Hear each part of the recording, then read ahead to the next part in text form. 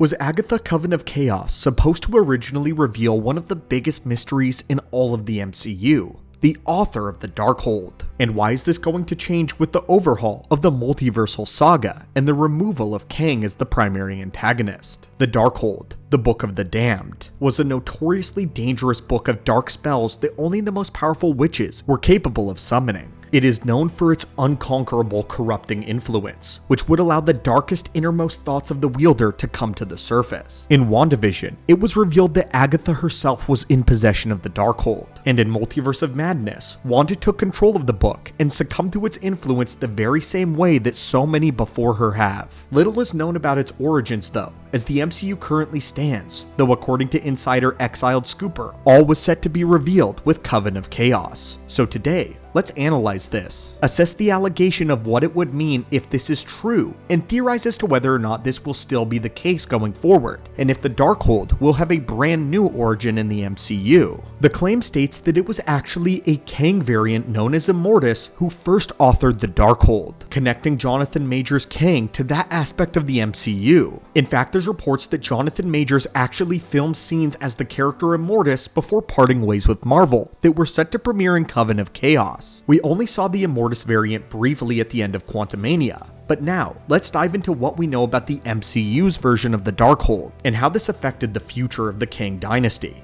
The history of the book was explored a bit further in the Multiverse of Madness, where its connection to Mount Wundagore was ultimately revealed. In the movie, it's revealed that different spells and incantations were carved into the walls of the temple on Mount Wundagore, and that the Darkhold was actually a transcription of these very spells. So, Immortus was the one who carved the spells into the walls of Wundagore, or he was the one who created the book itself by recording this information into a book. But we're going to take the more firm focus being the one that he actually transcribed the spells onto the wall itself. It's the content of the Darkhold in particular that we're more curious about, so we're going to track down the source of the spells rather than just explore the scribe who wrote it down. Because of this, we'll be operating under the notion that Immortus brought the information with him and left it in the temple for others to eventually find, which actually makes a lot of sense given what we know. We know that the throne of Wundagore was specifically designed to await the arrival of the Scarlet Witch, and that the entire temple was a prophecy foretelling Wanda's eventual growth into the Scarlet Witch identity. For primitive individuals living in the distant past, this is an incredible prediction, but for a time-traveling conqueror, one who has seen the ins and outs of hundreds of timelines, a prediction like this is child's play. This would mean that Immortus built the temple to warn the natives that eventually, Wundagore would become the home of the Scarlet Witch. And it's not his ability to craft such a space that is compelling, but instead, we want to understand why he did this. If it's true, then why would Immortus go to such lengths to make sure that the Temple of Wundagore was created, and that the legend of the Scarlet Witch lived on for eons? The exact prophecy of the Scarlet Witch was that she is the individual destined to eventually save or destroy the cosmos, and it's very possible that this was once in the works for the Secret Wars arc before Doctor Doom came into the picture. In the comics, the term cosmos is described as the grand sum total of all of existence, which includes every timeline and every universe within the multiverse. The Marvel universe before the events of Secret Wars is described as the 7th cosmos, and this was the name given to this age of reality. And when the Secret Wars event destroyed the multiverse, it was reborn into the 8th cosmos. If the term for cosmos as it was described in the MCU is the same as it is in the comics, then this would mean that Wanda has the capability to either destroy the multiverse, or to be the one to rebuild it after Battleworld is over. In the comics, it was Franklin Richards who shouldered the weight of refabricating an entire creation, and it has been rumored that Franklin will play a role in the Fantastic Four movie set to be released next year. Whether or not this was the original intention though is unknown, and it's possible that this role was initially going to go to Wanda, and if this is the case, then the Temple of Wundagore was not a warning, but rather a hint. Did Immortus see the impending end of the multiverse and was actually trying to give clues to the heroes of Earth 616, embedding this ancient prophecy deep within the distant past so that the heroes could one day find it?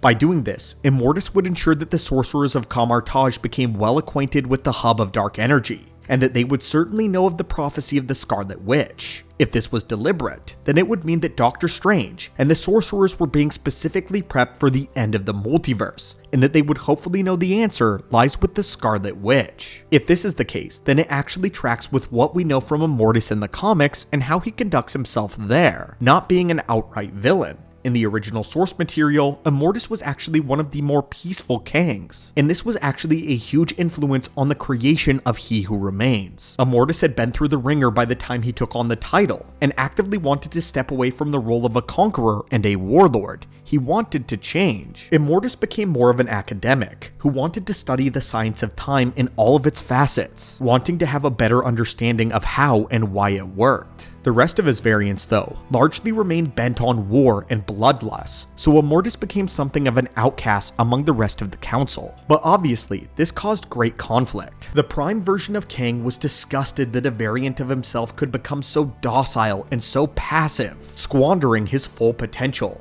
He believed Immortus to be a stain on the name Kang, and so far as he was concerned, Immortus was no true Kang. In the MCU, however, we know that Immortus held a seat on the Council of Kangs and was actually one of the core members of the team. What we believe, however, is that in accordance with the original plan for the multiverse, that this is the calm before the storm. We know that variants of Kang are destined to begin warring with one another for space. Eventually, the council is going to implode, with civil wars and unrest waging across the multiverse. And since this era of peace can only last so long, we believe that a future version of Immortus is actually the one who constructed the cave.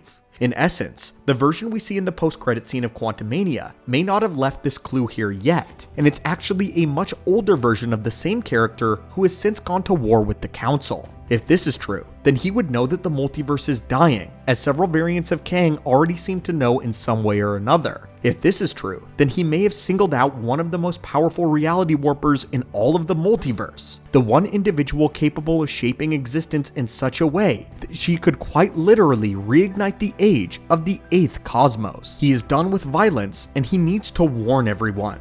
Immortus wants to live in peace, which we won't be able to do if there is nowhere peaceful to live. Which brings up the question, would this have ended up being a benevolent version of Kang? Did this Kang shape the history of the main timeline in such a way that he actually wanted to help the heroes fight back against the incursions of other Kangs? Unfortunately for us, this may never be answered, as Marvel is going through great lengths to restructure the Multiverse saga, and it's sad to think that this idea may have been one of the casualties of creative change. Now that Doom is in the picture, we are led to believe that this Secret War story will take a more centered focus on God Emperor Doom, and less so on the Council of Kangs or the idea of Kang as a villain at all. If Kang is going to be completely tossed aside with no further variants or storylines, then this idea is almost certain to be left behind. If Marvel opts to recast Kang in order to write a proper ending for the Council though, and then pivot focus to Doom and give the Kangs a much smaller role, then this might be a compelling way for a recasted Kang to still be involved without taking the spotlight. This may help keep the focus off of Kang in favor of Doom, while still giving Kang enough to do that he isn't simply dropped off the map with no explanation. Especially given how the entire premise for the character is how there will always be another variant waiting in the wings, one to pick up the quest that the other left behind. But anyway friends, what do you think of this leaked idea that Immortus was actually the author of the Darkhold, and that this was an old plan and a contingency plan to restructure the multiverse after the events of Avengers Secret Wars and after Battleworld?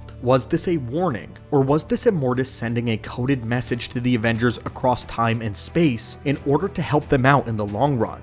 Would you like to see the Kang saga end properly, or will Marvel wash their hands of the character and keep pressing forward?